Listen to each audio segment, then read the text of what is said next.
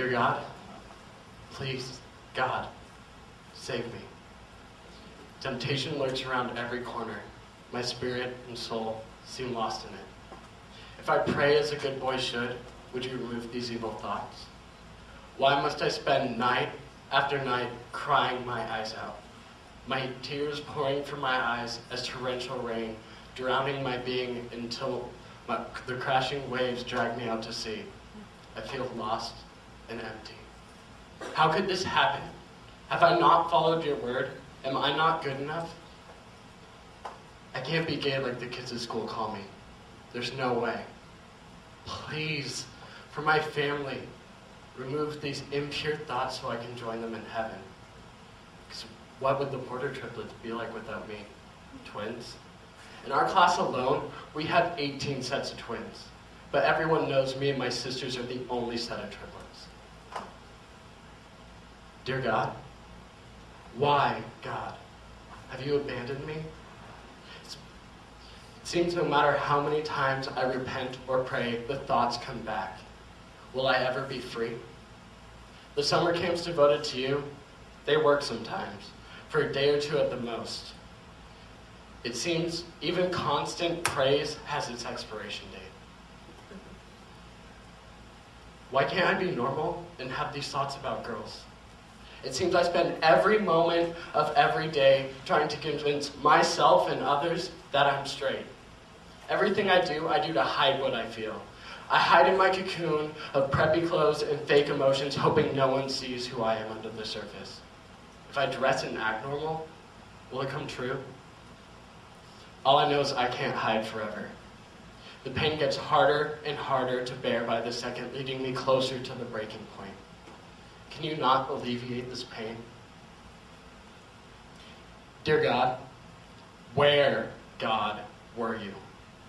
It's been over 5 years of prayer and pleading, and nothing has changed.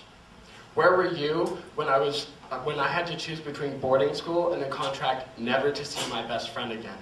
Did they think he was the cause of my condition? Where were you when I was left abandoned in the rain at Safeway with nothing more than a bag of my belongings and my homework for the next day? Could you not see me shivering from where you were? Did you not hear my sobs as car after car passed my drenched and frozen body? What would I have done if Annie never picked up the other end of the phone and rushed to give me shelter for the night? Were you in the verbal attacks and beatings I received from my sisters daily while others watched with complete looks of horror? Were you in my friends' decision that I was no longer worth their time in abandoning me? Or the school's decision that they needed to choose sides, love me or hate me, support me or attack me, uplift me or degrade me? Even the teachers, is that right? What made my soul the new topic? Why did everybody forgo my feelings as long as they had gossip to exploit? Or could you have been hiding in the irony of the scars I bear on my legs and wrists? Kill the gay and go to heaven, but commit suicide and go to hell. Where were you hiding?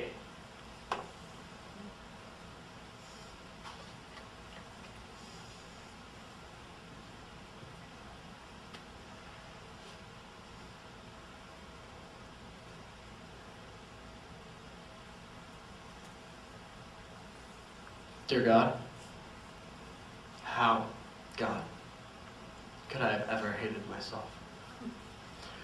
I know I pretty much lost all connection with my family, including my sisters who I've been with since conception, and that I had to endure their screams while everyone argued about my soul openly and without regard for my feelings. But I gained individuality. I know who I am, and I'm not afraid. And I know I was forcibly removed from my house, and that I lost most of my friends. But I gained freedom. The freedom to be me and not fear my family or others degrading my identity.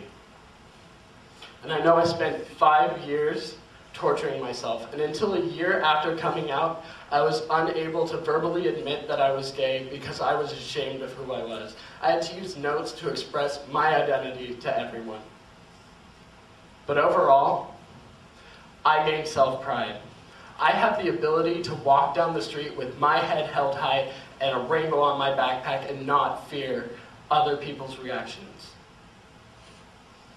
So, dear God, it's Ben again.